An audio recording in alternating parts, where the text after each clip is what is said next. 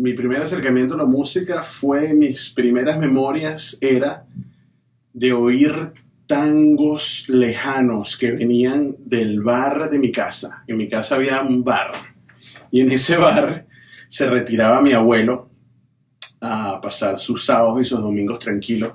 Y mientras toda la familia andaba dando vueltas y haciendo lo suyo, él se sentaba se servía un whisky y se ponía a oír tangos. Y de los tangos pasaba la música llanera venezolana y de allí pasaba el jazz. Y yo estaba mucho con él, uno, porque me encantaba oír todos estos sonidos exóticos y dos, porque también comía mucho. Y entonces mientras él iba y probaba como que todas estas cosas que se traía él junto con la música de otros lugares del mundo, que si sardinas de Portugal, que si no sé qué, yo allí iba disfrutando por todos esos sentidos y así fue como empezó la cosa. De allí tuve también un tío que vivía conmigo que regresaba a los Estados Unidos cargado de música de los 80 estadounidense y me creaba mucha fascinación ver estas portadas todas locas con colores y no sé qué. Y así empezó.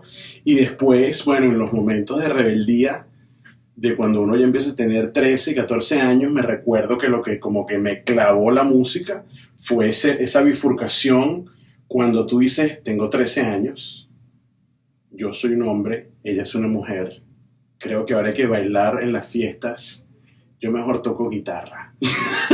Y allí como que en esa bifurcación me recuerdo que me fui más por la música, por tenerle como un poco de susto a eso. Y bueno, sabes, te lo cuento como una cuestión cómica, pero de allí en adelante como que de verdad el rock hincó sus potentes dientes y the rest is history, como dicen.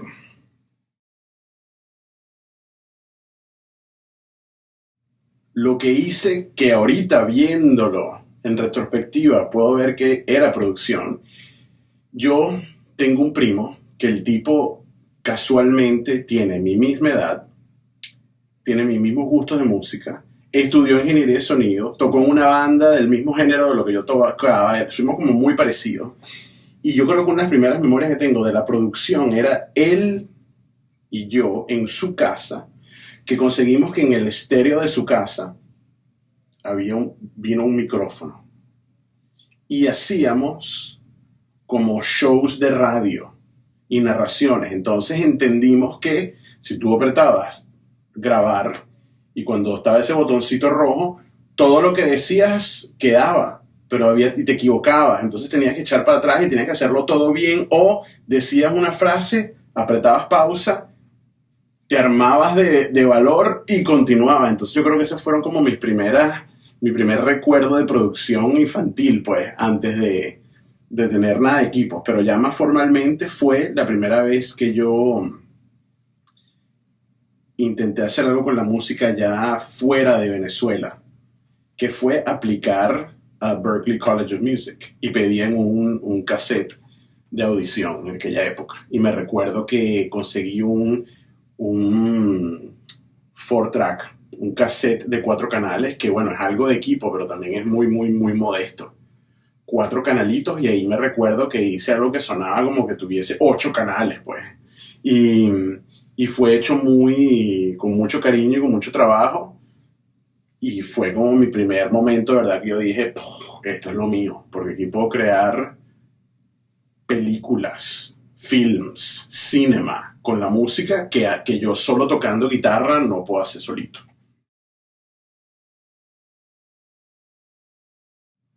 Hablando de los equipos, de la tecnología, yo siempre he tenido una relación un poco particular con ella, que de allí he hecho carrera. Y lo particular que tiene mi relación con la tecnología y con los equipos es que yo siento que, como dicen en Venezuela, es mucho más el indio que la flecha.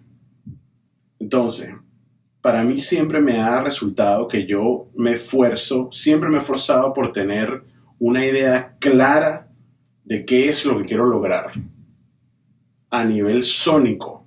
O sea, yo quiero que este sonido sea tal.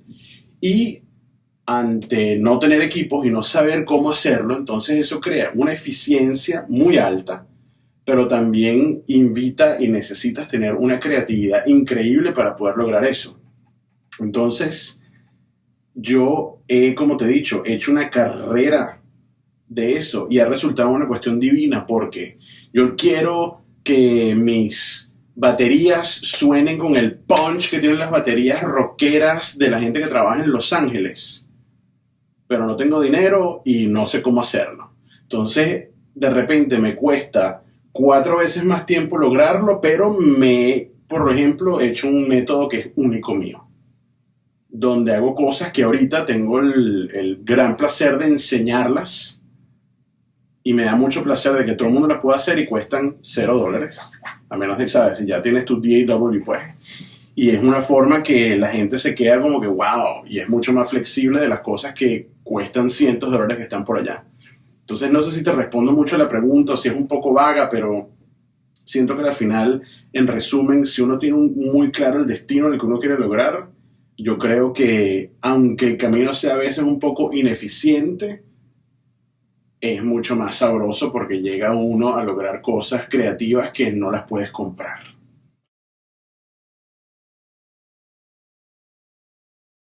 La primera experiencia formal que yo tuve fuera de la universidad vino porque yo tenía un grupo con el que tocaba y sabíamos que queríamos hacer algo profesional, pero al no tener dinero y no saber mucho, lo único que se nos ocurrió fue, bueno, ¿qué tal si empezamos a trabajar como pasantes, como hacer un internship en un estudio grande donde limpiábamos los platos y el baño y ayudábamos a lo que sea, y en las noches cuando cerraban el estudio nos daban las salas, nos habilitaban el equipo para trabajar. Entonces pasamos meses de meses cometiendo errores y haciendo cosas, pero allí tuvimos el chance de grabar un disco completo y mezclarlo. Y el disco, me recuerdo que nos tomó, 1 año y medio en grabarlo. Como te digo, muy ineficiente. Pero yo hasta el día de hoy lo oigo y aunque le encuentro fallas técnicas, digo, wow, captura la esencia de quién yo era en ese momento. Y de la misma forma que nos tardó 1 año y medio en grabarlo, lo mezclamos todo en 2 días. Por una restricción económica. Porque ahí sí tuvimos que pagar el estudio. Y al pagar el estudio ya entonces era, bueno, ¿cuánto dinero tenemos? Tenemos que pagar 2 días de estudio. Y allí entonces aprendimos de cómo llegar al mismo destino, pero con otro método completamente diferente. Y esos años, como te digo, fueron muy, muy intensos, pero muy bonitos, pues, porque te la estás inventando la rueda, casi, sobre la marcha.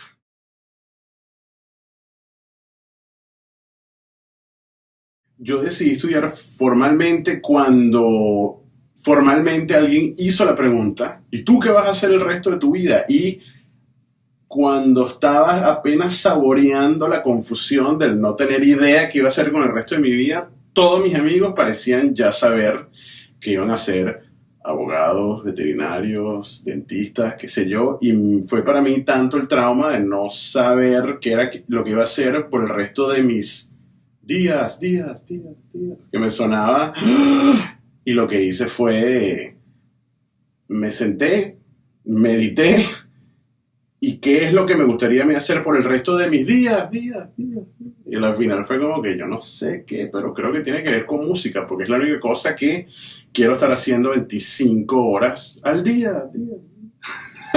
Y entonces allí investigué y resulta que tuve la gran fortuna de poder estudiarlo formalmente viniendo a Berklee College of Music, pero también me he dado cuenta que hay 1000 formas de llegar al mismo destino, pues. Entonces esa fue mi trayectoria.